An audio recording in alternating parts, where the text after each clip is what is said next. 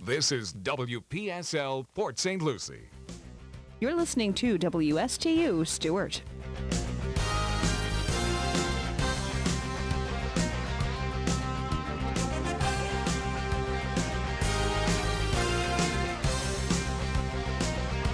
Happy New Year and welcome to the Bowl Detox Center. The Quinton Coach's Corner with Coach John Messina. Happy New Year, my friend. Happy New Year, Greg. I hope everybody had a great holiday, and then we're back and rolling again. That's it. It is the Bowl Detox Center, because I think I watched all 42 of them. Oh. I'm here with a good friend of mine, Jamie Siminski, the baseball coach and the dean at St. Lucie West Centennial High School. Welcome, Jamie. Thank you, John. Pleasure being here. Okay, I know you got a little problem with your voice, so we'll just let you talk the whole show. All right, absolutely. That's right. Okay, we're filling in for our good buddy Fred Elmade, who's working a girls' basketball game and probably calling us every name in the book right now. Okay, Fred gave me a bunch of things that I have to mention and everything, but we're almost through with the bowl games. I think we just got one more big one. We do? It's a big one. I think they got the Division II championship coming up. I think that's Eastern Washington and Youngstown State with Bo Pelini, right? Coming up this set. I always like watching those games because that's I love pure. Division II. But- I covered so many of those. It's like, they're fun. Yeah, I watch. watch North Dakota State. I really enjoy watching them playing that little dome that holds 20,000 and the decibel level is 108. But They had a quarterback that came from there, didn't they? Yeah, I think he's doing pretty well for the Eagles. So Fair. Just fair. I think that's a definite recruiting for North Dakota State. But we had 42 bowl games, and We had 30 of them on the radio. you guys did a great job. You know, you knocked me off the air for 2 weeks, which I loved. I had a nice rest and everything. But a few things we want to talk about. And first of all, let's talk about the amount of bowl games. Is that too many? What do you guys think?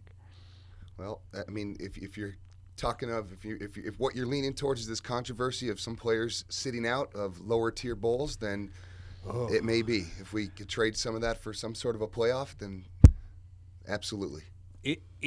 If the bowls legitimately give their proceeds to charity, fine. That's fine. But it Is it seems too like many? there's way too many. You know, Fred and I always would talk about, even before some of these players have decided not to play, are you finishing your season or are you getting ready for your following season? Okay, which is you get 4 more weeks of practice, you play your young players coming in, and you're getting ready for next year. And this Fred will appreciate this. I think that did a great job, not only closing out, playing great against a ranked squad, but also, getting ready for next year. They may need to adjust a little bit now that they know Kai is gone, but I think they did a great job. It was a big-time recruiting aspect. I mean, I happened to be at that game. It was great. They traveled well. It was great for the university. Yeah, it looked on TV. It looked that whole side was Okay, filled. question for you, Jamie. Is he ready? Because he does not look like he's NFL material. He's good. He has the tangibles. The question is his leadership. Yeah. And obviously mobility. But if you're talking about, some of the pro-style quarterback tangibles, then I'd have to say absolutely yes. Wow. I mean, His footwork's terrible. He had an awful first quarter, and then he was terrific after that. But in the NFL, you can't have an awful first quarter because you might not be around for the second quarter and stuff. But we wish him best luck. I heard he's a great young man, and we wish him best of luck on that. Surfer dude from California, Everybody's a surfer dude in California. No, I wasn't. You No. One of the things that we need to talk about, and it's always up in the air, are we going to stay at 4 games in the playoffs? Are we going to go to 8 games? And there's a few things I want to bring up. My good buddy George Smith, who's the athletic director down at St. Thomas Aquinas, a great football coach. I haven't seen George in a bunch of years, but when I was at Pace and he was at St. Thomas, we saw each other a lot. And they have his picture right next to the crucifix up on the I think walls down there. That's cool. It might be above. Well, George, even though he has retired, he's the AD. He's retired for football coach. He's got his imprint on that coach, and they won their 3rd championship in a row with the coach that's there now. But the thing I want to bring up is that they played 16 games this year. They played a preseason game in August, 10 regular season games, 5 playoff games, and then they played a bowl game at Jerry Jones's practice facility that holds only 18,000 in Utah. No, Where was it? they played against Utah. But Against Utah, yeah. They played at the Dallas Cowboy facility. At the So they're facility. playing 16 games. Okay, now 16. That's the same amount as the NFL's playing. So a lot of these college presidents, a lot of these college ADs, the first thing they say, well, the kids are playing too many games. Student athletes. Well, high school is playing that many. You know, a lot of high schools in Florida played 14, 15 games. Okay? The second thing is, well, they're going to miss school time. No, they're not, because the playoffs would be when they're off. Kids are off from, first week in December to middle of January. And the third thing is the bowl subdivision does that, and it's a wonderful playoff. It's a great tournament. So, we're talking about it, and Greg, just hold on to your seat and let me finish the sentence. I know you didn't think Penn State should have gotten in. I wish I had the tape of that show. My bad. Okay. No, he admitted this. admit it. Somebody please take a picture of this, okay? Okay. Because it's all, I admit it. okay. I mean, Ohio State was horrible. Was horrible. Penn State and USC. Jamie, we were texting last night. How good a game was that? One for the ages. One of the best Rose Yes. Bowls ever. Ever. I mean, I think you could rank it up there with Texas and USC when you had, young quarterback in. And, I think the freakish athletes on both sides of the ball for both teams was impressive. Oh, yeah. Yeah. And the desire that Penn State came out with, and the message that Franklin had from the start, and the job he's doing there, and what he came in with, and what he's doing right now is just very, very impressive. And a lot of people forget what Bill O'Brien did. Right. Okay, he You held can't that. forget. He kept that place together. And what? There were only 4 guys, right? Four who players stuck with the program. Stuck with the program. 4. Wow. But here's an example where here's a team where if they would have won last night and geez they lost in such a tough game, they would have finished third. But they weren't in the playoffs. Okay, if you go to 8 teams, which I'd like to see, I know a lot of people don't like to see, you take your 5 conference champions and then you take 3 wild cards. Okay, now people are saying the conference championships don't mean anything. Well, why play it? They did. They definitely took something away from the conference championship this year. Then that question is like, it's almost like a team maybe even getting penalized for being in the conference championship because Oklahoma didn't need one last night. That's Played well. true. And I'll give you a great example. Navy played in the American Association Conference Championship. They lost their starting quarterback, who was all-world, and their 2 running backs, and then they lost the conference championship. Then they lost to Army, first time in 14 years. Then they lost in their bowl game because all these guys were out, and they played in a conference championship. Now, when we got down to the final selections, Ohio State, since they weren't playing the conference championship, had nothing to lose. So they just sat back and they got in. And, a lot of people were saying, well, they weren't playing well at the time. I mean, I like the committee better than the computers, but I think there's a better way of doing it. Now, if we went to 8 teams, you're only talking about 1 more set of games. Right. So 4 more teams are playing 1 more game. Okay? So is it diminishing the bowls? Yes and no. No, if you make the bowls mean something. I'll give you an example. The Peach Bowl. All of a sudden, the Peach Bowl is on par with the Sugar Bowl, the Cotton Bowl, right? The Orange Bowl, Right. because they had the game. How did the Peach Bowl? ESPN always sent my crew there from L.A. simply because no one from Bristol wanted to go to it. But how did the Peach Bowl?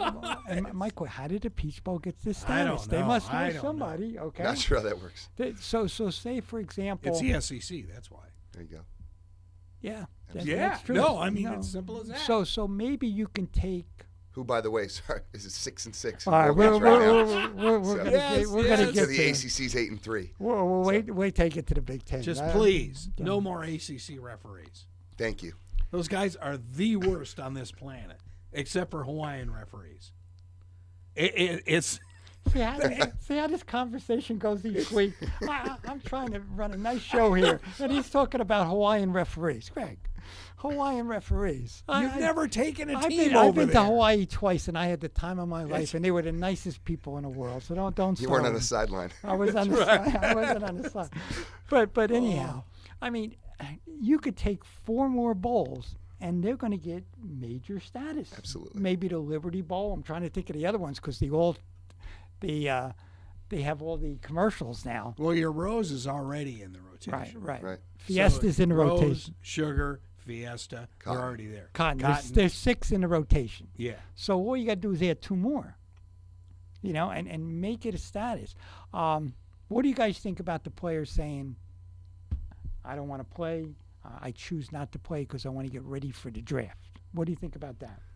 You look back at, obviously, there's 2 sides to it. And you look back at what they obviously could be worth.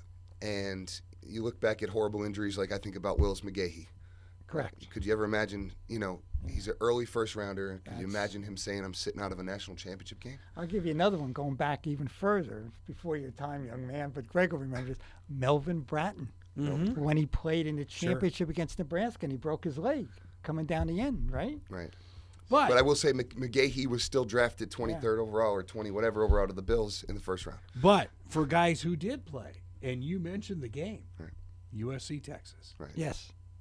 I mean, that Texas quarterback had gotten a lot of publicity, but he had the game of his life. And he got against drafted very against high. USC. And he never went anywhere in the NFL, but he got drafted. Well, Yeah. you look at it 2 ways, and then you always hear, well, look at what coaches do.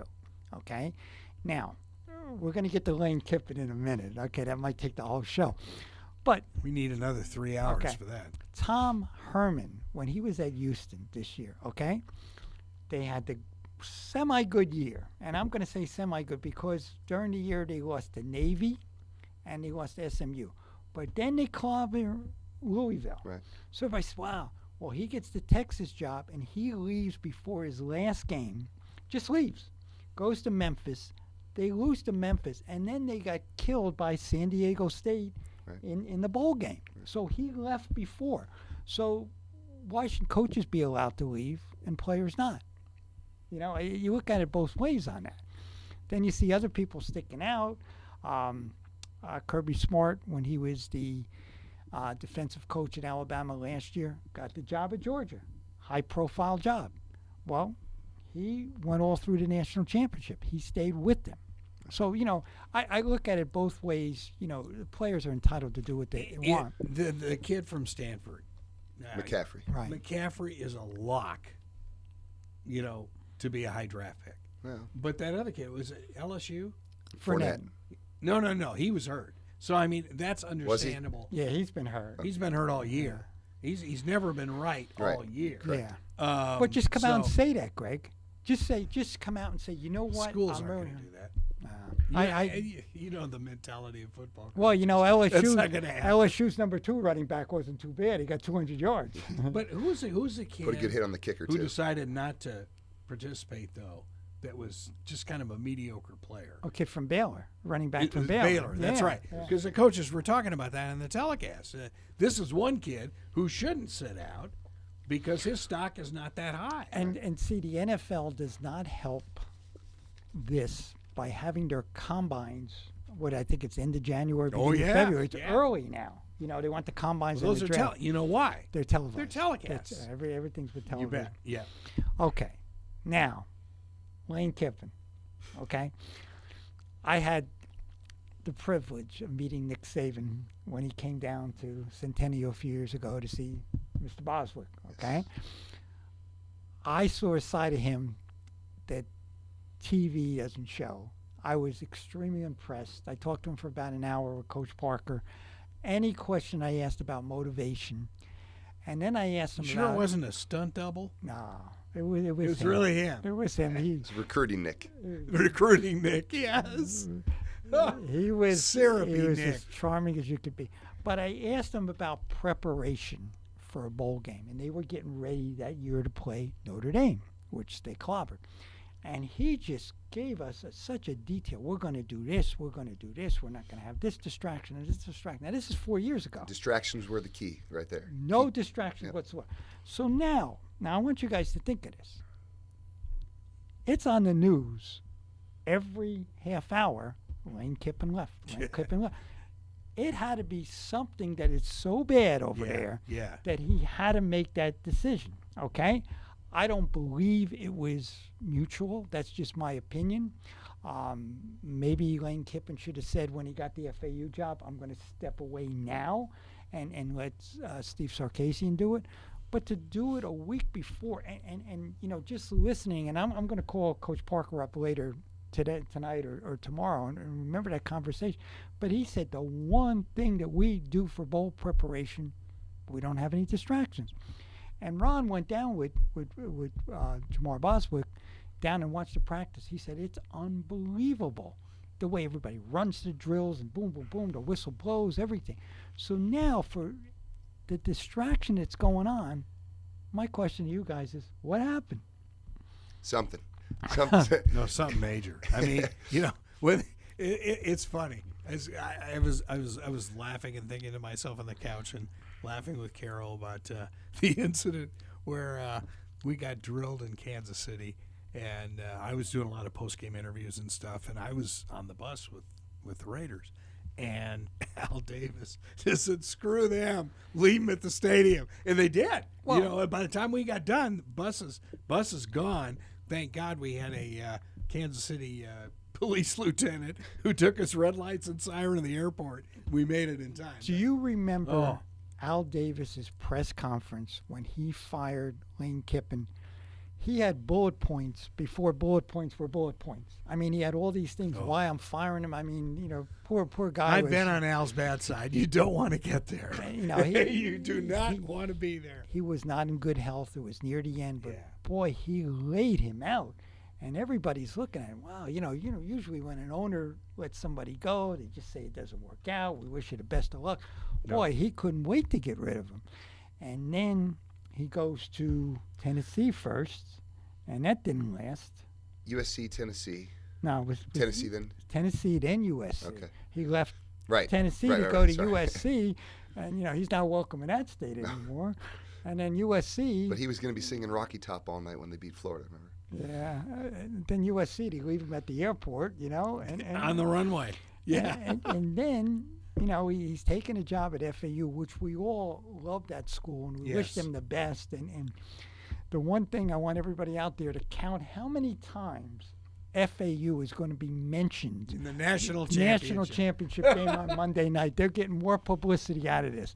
But, you know, I hope it works out because, you know, FAU is a local school and we wish them the well. And you know, they haven't had that program going since Howard left, right? But, boy, it had to be something, right? I messaged the owners of 760 and 106.3 down in West Palm. And, of course, they've got the rights to FAU. Right. And I said, I've got good news and bad news. The good news is you got Kiffin. The bad news is you got Kiffin. Good luck. Now, you tell me their coaches show's not going to have high ratings? Well, I probably sure it will. With that. But, I mean, you know, we don't know. We hope he stays there for a while. I mean, you know, people were telling me the over-under how long he's going to stay is homecoming. So we really don't know, but we hope he stays for a while. We hope he builds that program up. And you know, we wish FAU, you know, the best of luck on that. Recapping the college football season, okay? So what do you think the best conference ended up being, Jamie? I'm a numbers guy. Okay, you're going to say, because he's a math teacher. He's a math teacher. He's a math teacher. So we're Now gonna Was get it. 8-3. 8-3. Listen. All right, give me the numbers on everybody. Well, we had the 8. We'll start with the ACC, obviously, which was 8-3. Who? They play football? They do. 8-3. Okay, 8-3. You had the with a big loss by Louisville. big loss, but disappointing game by Louisville, which you know they could easily be. You know, what we thought coming in, they could beat that team. Oh. You know. Yeah. So you're thinking they could be at this, but I didn't think 8-3. Okay. Big 12, 4-2. Okay, they only had 6 teams in. Okay. Yeah. SEC 6-6. With 1 game to go.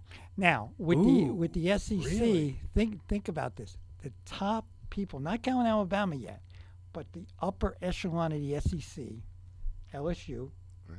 Florida, Gators Georgia, won. On both sides, Tennessee, they won. The lower part of the SEC got clobbered. Right. Okay, Mississippi didn't even make it. Mississippi State luckily beat Miami of Ohio on a missed field goal, or they would have been under that. But that's very surprising. Kentucky got beat. Who else? Arkansas. The lower tier of the SEC was weaker than normal. Right. Texas A&M got beat. Okay, Arkansas was up 24-0 at halftime, Yeah. and they lost 35-24 to a good Virginia Tech team. They're going to be.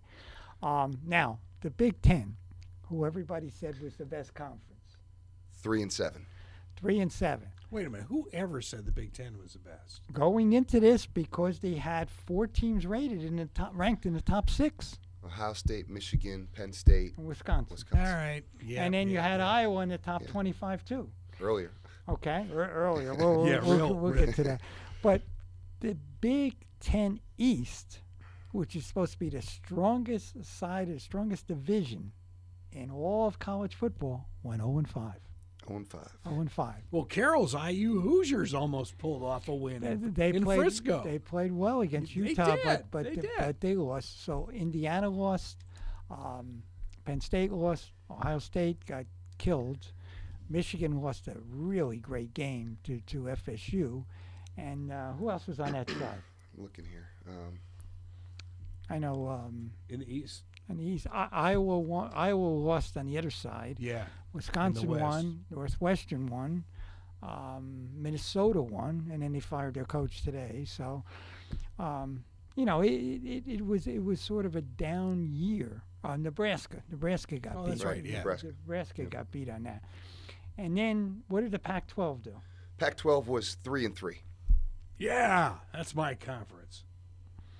So I would kind of agree with you that the ACC is the best one. If they pull off this game on Monday, they're 9-3. Oh my gosh. The only thing, listen to some of the people on TV. They were saying with bowl games, every team has a different motivation going into a bowl. Somebody might be supercharged going to play a game, like Western Michigan the other night. I know they lost to Wisconsin, but boy, they played well. They really did. And they were charged going into the game. And somebody else, I would think, after watching Louisville, they didn't even want to be there after not getting an Coming New Year's this Six. September, the brand new ACC television network, courtesy of ESPN. It's going to be on ESPN, or it's going to be No. a separate network. Separate, just like the SEC. Good.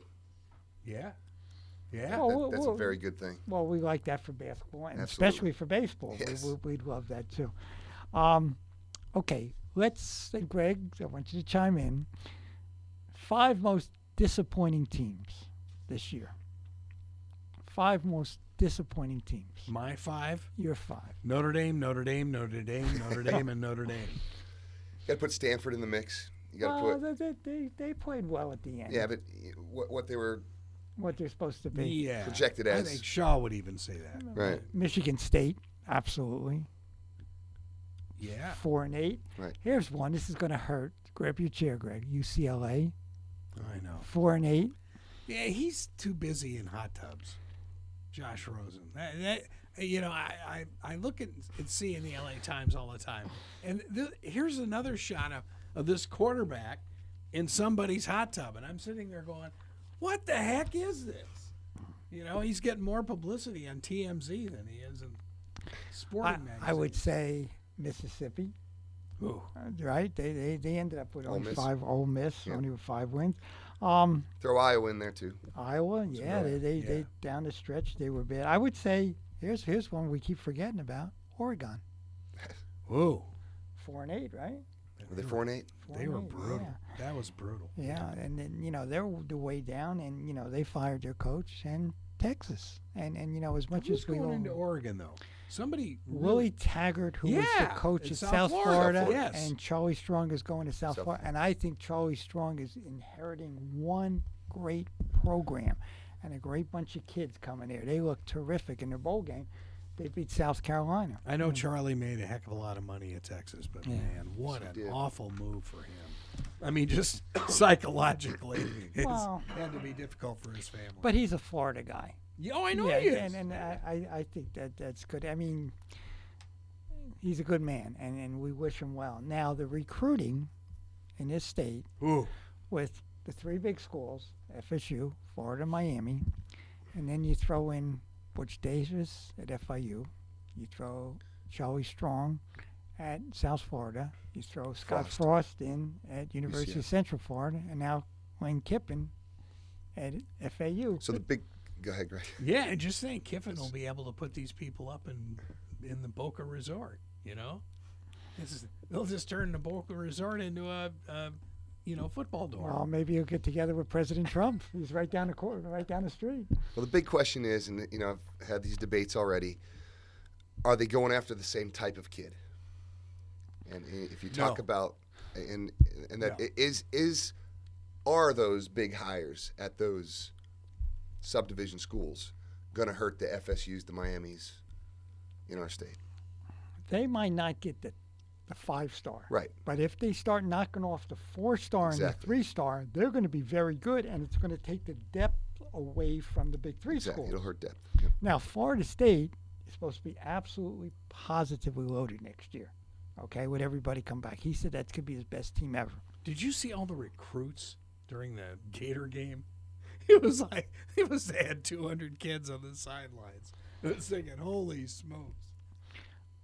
I mean, it's going to be very interesting. It's going to be tough to replace a Dalvin Cook, though. Oh, yeah. I think he's the best running back. He's the best running back. He's going to be a top 5, coming out on that. Okay, so. Well, what if he stays in school? Nah, he declared already. he declared it. All right, the 5 schools that we thought accomplished the most this year. Now, we're not going to say Alabama because we all expected them to be there. But I know our number 1 would be Penn State. Okay, what a job that Coach. Even with that loss, absolutely. Even with that loss, okay. Who else overachieved that you guys thought? I mean, Washington was projected early, but and you could debate about weakness of schedule and everything else, but they made the tournament, one way or the other. Well, I think Washington. I think the job that Coach did at Western Michigan was absolutely fabulous there. Another school, just looking down my list right here, that underachieved, Baylor. I mean, they have their problems, and I don't think. Well, they've got so much going on. And I don't think that's anywhere near over yet. They won their first 6, and then they lost their last 6, and they won their bowl game. I would say Houston underachieved. They ended up with 4 losses, and after beating Oklahoma, everybody thought they were going to be in the playoffs there too. Arkansas. Couple SEC schools. Couple SEC. Arkansas was up and down. They underachieved. But they've been down for a while. It's funny if you think of the Who's the biker coach that got fired? Petrino. He's at Louisville. Yeah, that's right. Yeah, okay. Biker coach. The biker coach. I never heard that one. If you do well in the SEC West. Say, for example, if Arkansas has a good year next year, somebody's got to go down because you're playing everybody. Right. So whoever goes up, the other school's got to go down. So you got to figure who's going to go down every year, It's going to be interesting. I really think that the SEC myth is gone a little bit now, that it's not the greatest, Now, there were years where you could legitimately say there could have been 2 or possibly 3 teams if there was a playoff right from the SEC. And the ESPN machine, once they really start pushing this network, the closer it gets to going on the air, it's going to be ACC's the one. Now, when will that start? In the fall? I think it's starting this fall. So in the fall, because, the way they could push ACC basketball, there's 10, 11 teams. So this is right in time, Greg, right in time for Miami's first Coastal win. Coastal Division Championship will be this. That's my prediction next year. Oh, are you really? Write that down. You're gonna write that down. Okay, Make sure let's save see. this tape. What's the date today? Oh, okay. I think they're gonna have a hard time with Virginia Tech. Virginia Tech's gonna be good. I like that Coach Fuentes. Okay. That'll be a big one. That'll be a big. But I saw Florida their State. schedule. I saw their schedule. But they play. You got Syracuse and Wake on the schedule, and you flip-flop some of those teams that you play every other year. Yeah, you know what I think hurts Miami is not having that campus, not having a stadium on campus. Absolutely. Well, Schnellenberger's been working to get one built there. I mean, They're talking a 42,000 seat stadium, which for Miami is perfect because they don't draw flies anyway. But you look at the SEC, and the book I have has the total attendance for a lot of these schools. Oh, yeah. Half of them are over 100,000. So say Miami gets 50,000, you're getting half of that. Right. I mean, so I don't think Miami's draw. They were in the bottom third of attendance, and I think they'll always get up for the Florida State game, but I think that hurts them a little bit. But And- even in their marketing that they do with us, because we're considered an outer market to the University of Miami, but it was, season tickets for Florida State and the rest type thing. Right. And that's all they promoted was that one game, And you're just saying, and of course, after the Florida State, we still have tickets for the rest of the year. And oh, by the way, basketball with Larinaga coming up, that kind of a thing. Yeah. But yeah, it was very interesting. How to did see they draw they for analyzed. basketball? They draw pretty good. It's a great place to see a game. And, Small, right? it is a small, little, quaint little arena, and it is a really nice place to see a game. It's the same story. Your big schools that come in and play, your Dukes and Carolinas are tough tickets. But, I mean, you could pretty much guarantee a seat if you're going to see a Boston College or a... But what I have heard, and this is just through the grapevine, but one of our old directors at ESPN is the new AD up at Syracuse, John Wildhack, and John was talking about forcing the University of Miami when they have big basketball games to go to the United Center. Really? It all comes down to money, and they can't. American Airlines? What's the one in Sunrise? Oh, That yeah. United? Okay. Yeah, where Wow. the Panthers play. Wow. But American Airlines would be a natural for them. Right. That would be great, and it's about the same size. But I mean, man, that's tough because again, you're taking it away from the kids. Yeah. But there again, John, as we talked about all this past year, with Notre Dame wanting to have one home game in Orlando, one home game at the Rose Bowl, and one home game in Texas. Yeah, they played at San Antonio this Yep. year. They played Army in San And Antonio. if they pull that off, and I'm spending $60,000 to send my kid there, and they can't go see a home game because Notre Dame's playing in Texas or Orlando, I would be ticked off. But isn't that the wave of what people are doing now? I know it. Look at what the NFL's doing. If I'm a ticket holder for the Dolphins, and they have a big game, and we're going to play in England, well, I'm not going to England to watch the game. Right. You're giving up a home game. That's the way. Or somebody's going to play in Mexico. I heard something on TV today. I almost went through the wall that they were talking about the Yankees and the Red Sox maybe playing a baseball game in England. Could you imagine that? Nobody's going to go. Oh, I you're don't. wrong. You think they'll go? Yes. It's one of 18. Now, are they games. going to bring people from the U.S.? Yes. No. No, that's what I mean. People there will go, but Or the But- Koreans. The Koreans will come over. Japanese will. Oh, yeah. but I think that's again, if they want that, put a team in London, right? Well, and then let me tell you, I've been talking with Dante at the Orlando Magic, and they're going to have this new commissioner is going to put a team somewhere over there, whether it's Spain, whether it's London. There's going to be an NBA team there within 5 years. It's a big market. Yep. And they're playing, I think it's like 5 or 6 games. Magic played 2 next year. They played 1 this past year. Oh, yeah, you bet. That's all going to happen. And once the rocket plane comes in, it'll be the same as the jet was when Major League Baseball moved to L.A. and San Francisco. Jesus, You fly to London an hour from Miami. I'm kind of shocked. I remember when I was growing up, way back when. Remember the Dodgers and the Giants were the only yeah. team west of the Mississippi, right? If I'm not mistaken, when they first started off. In all the old interviews that I had with Mr. O'Malley, what they were talking about, the big decision was a meeting with Boeing Aircraft. Believe it or not. Really? When they started talking about the development of the jet plane. And this was in like the early 50s that they were having these meetings in Brooklyn. very quiet meetings in O'Malley's office. And then all of a sudden, when they found out it was definite, he got Horace Stoneham, who was struggling, to say, let's go. We're heading west. Now, their attendance, I remember reading some books, their attendance, both the Dodgers and the Giants, never made 1 million people in the last few years, even though they were at the top. And, and the tickets were cheap. And I guess, back then they did not play that many night games. No. So most of the games were in the afternoon. But, they were getting 9,000 people a game, even though they were doing well. Now, And the Negro Leagues were doing better. the Negro Leagues were doing better. And so they were still doing well up into like 54 and 5. And see, the market, even though New York's tremendous population, the Yankees were killing everybody attendance-wise.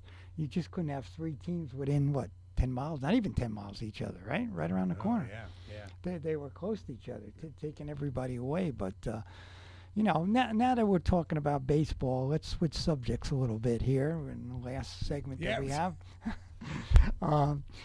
Jamie, you've been coaching baseball for how many years here? About 13 years now. 13 years here. You first started out where? I was at Boca Raton High School. I started coaching there. You were down at Gables too, right? That was football that year. Football that year. Were you a baseball coach at Boca Raton? Yes, 2 And years. then yeah. came up here. What do you think about baseball in this area and baseball in the state of Florida? I mean, I think I'm going to revert back to those state championships, those books that we looked at over Christmas break. And we just, John and I took a look at the 2011 Final Four that we hosted, and the 2012, 2013. And I think we counted how many first-round draft picks? I know one year there was 11. I mean, you're talking about Oh, the guy, oh. Yeah, I mean, it goes. The list go on. I mean, you're talking about guys like Addison Russell and Jose Fernandez and Baez, and the list goes on and Yeah, on. Nick Castellanos, Castellanos. and Eric Hosmer. Yeah. Yeah. It was one after the next. And what's funny, they all played. Trey Turner. Yeah, I was looking at the schedule. There was one day that all of them played the same day, and nobody knew it then. And we're not talking about first-round busts. We're talking about Yeah. superstars of Superstars, today yeah. that we had the pleasure to see play in that tournament. Boy, I wish we had the state tournament. That was fun. That was probably the hardest thing I did, and I think it was the most fun I ever did in my career. I loved every minute of that. Hats off to your cohorts too, the ADs that were all involved in this thing. I never had to ask twice. I just It was asked amazing. once. I thought that. Boy, you talk about a community effort. That was. It was really neat. The amazing. coaches of the area, the Yeah, ADs, even some principals, and it was really neat. Yeah, to it see. was very cool. Well, John had a lot of support from Mr. Lynch, our Yeah. principal, and it was. I'll tell you what, it was a team effort. Yeah, he was good. John Lynch told me, he says, just go get whatever you need, go get it done. And Mr. Lannon, who was our superintendent at that time, said, just whatever you need. And, we were able to get it done. And the Mets were great, Paul Tagliara and Trey up there. And what do you think about the... And the groundskeepers. Oh, you can't Tom- leave them That out. first year, Well, I'll tell you a funny story. The first year, it poured. I mean, it poured. The week of the game, we started, our opening day was a Thursday. And I'm telling you, Monday it poured, Tuesday it poured, Wednesday it's coming down in buckets. And this is the first year I'm running a tournament. And I'll never forget, I was sitting outside the parking lot, and I just sat on the stoop, and I'm sitting in the rain, and it's coming down in buckets. I says, how are we going to do this? I says, really, the way it's set up, you got no room for rainouts, okay? Because at that time, they didn't let us play on a Sunday. And we're playing 4 games the first day and 2 the next, and there's very few times. And Tommy Bowes, who's the great groundskeeper for the Mets, and he came up to me and he looked at me. He says, we're not missing a game. We're not. And I'm looking at him like, Tom, okay? It's not happy hour. I said, are you kidding? He says, we're not going to miss a game. And we didn't miss a game. And Tommy had a connection up at the Melbourne weather station that they would call him ahead of time and say, Tom, here comes the rain like in 26 minutes. So Tommy would come out with the crew, and, it's not raining yet. We're putting the tarp on. So they had the tarp on. It rained for half hour, and then it went away. But it was funny. I remember Mr. Lynch telling me one time, I said, you coming to the game? And he was at most of the games. He says, yeah, as soon as I get done with this at school. He says, but it's pouring at Centennial, which is a mile away. I said, there's not one drop on this field. There were times I remember conversations that we swore that it was raining around the stadium and not on the stadium. So we had some help from above. I think I buried a St. Jude medal in left field. It's still there you go. Well, you know, and then the stories we heard once that tournament moved. Yeah. That when we were in Sarasota before we got the tournament, they didn't even have ground crews. Yeah, we were lucky. That was brutal. These guys were great. The Mets have been terrific. I mean, Paul sat down with us and said, you know, we're going to put the single-A Mets on the road for 2 weeks, and not too many people would do that. And he gave us carte blanche for the stadium. St. Lucie County was terrific.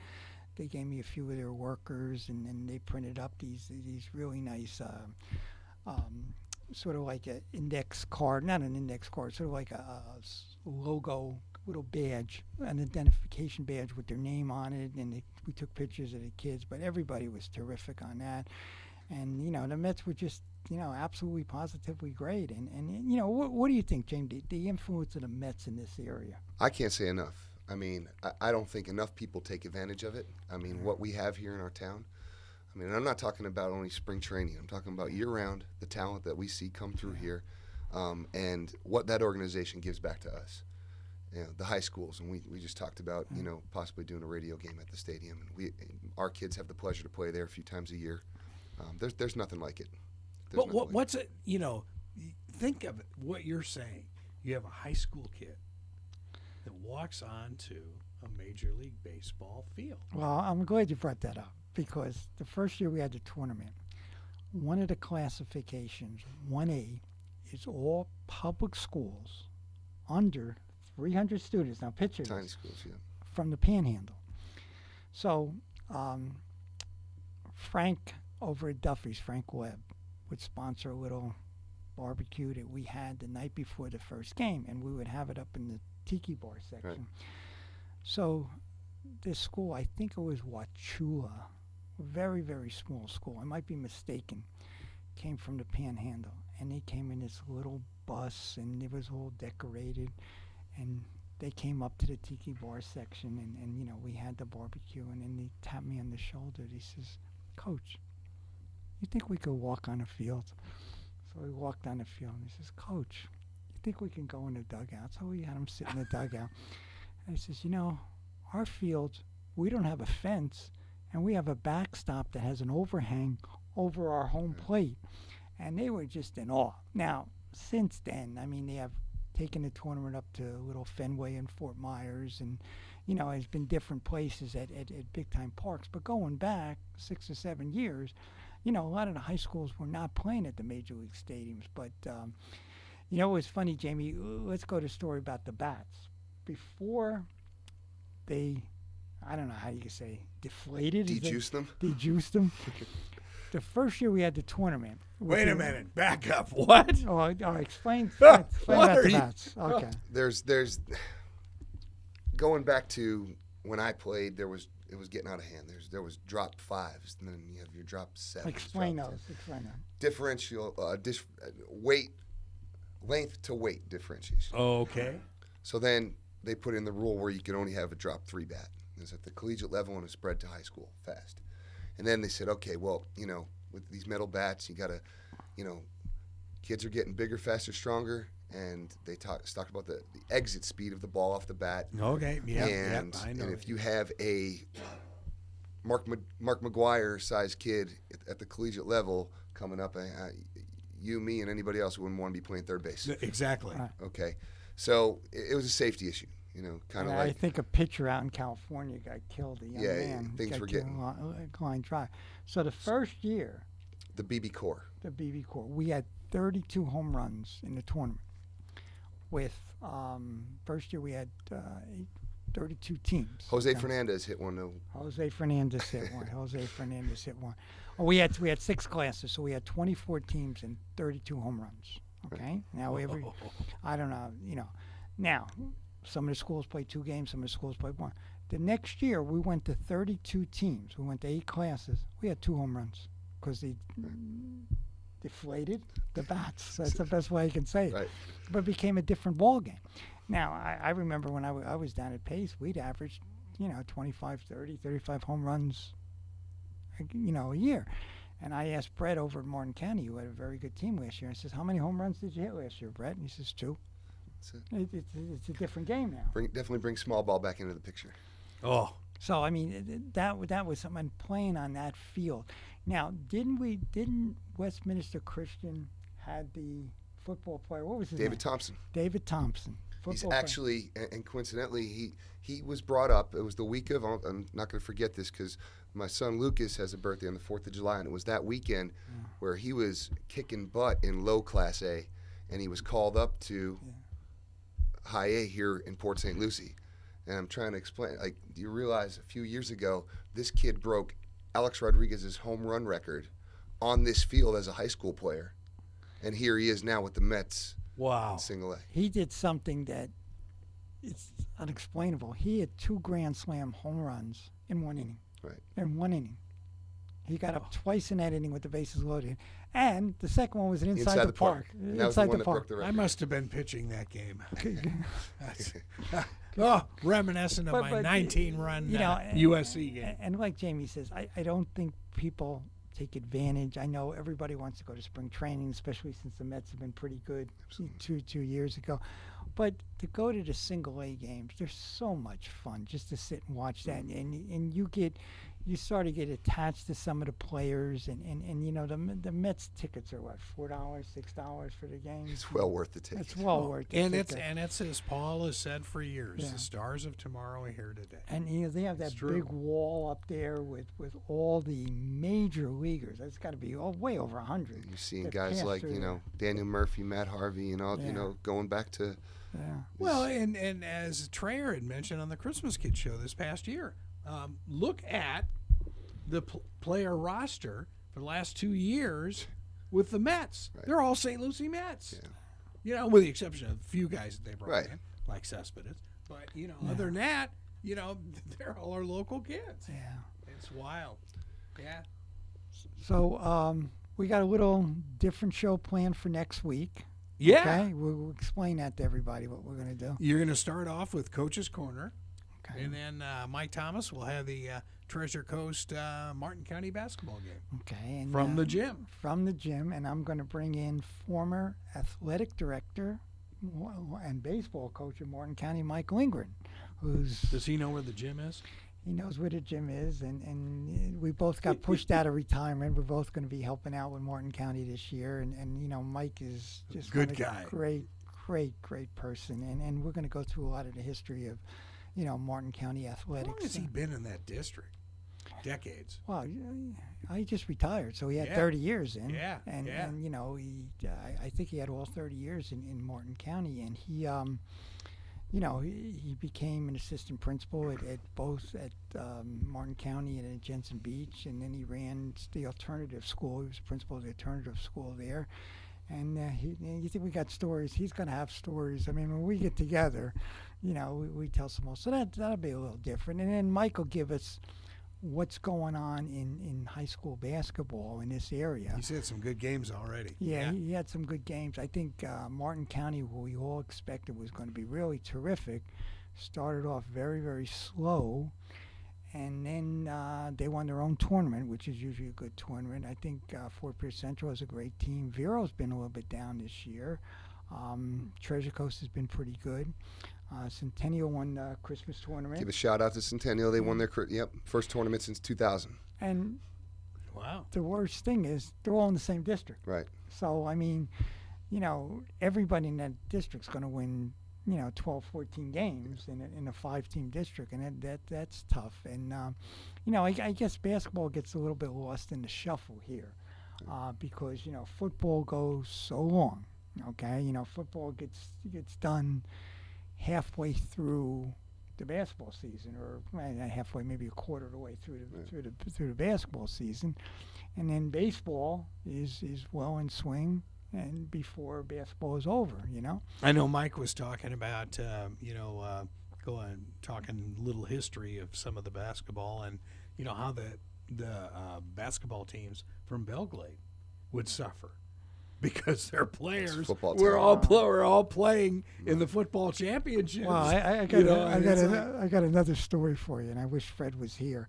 I think it was 2001. We had a great team at Centennial. I mean, we were big time basketball, and we I think we finished like 25-3 or something like that. And we played everybody, and we played Glade Central in the preseason, and we beat them by 40 points in the preseason. And our good buddy Greg Laws was the assistant coach at that time. Right. So we won our first round of the playoff. We won the district pretty easy. We won the first round of the playoffs pretty easy. And we're playing, I think it was the first round or second round we won. And the winner was going to go to the state tournament. So Glade Central was playing Key West, and we were playing Fort Myers. So we won. And I had some friends of mine down at Key West, and they said, "Oh, geez, Glade Central." I figured, nobody goes to Key West and beats Key West in Key West. I mean, that's like a given. So they said Glade Central won by 10. So our guys are really happy. Oh, we don't have to go to Key West. I said, wait a minute, something's going on here.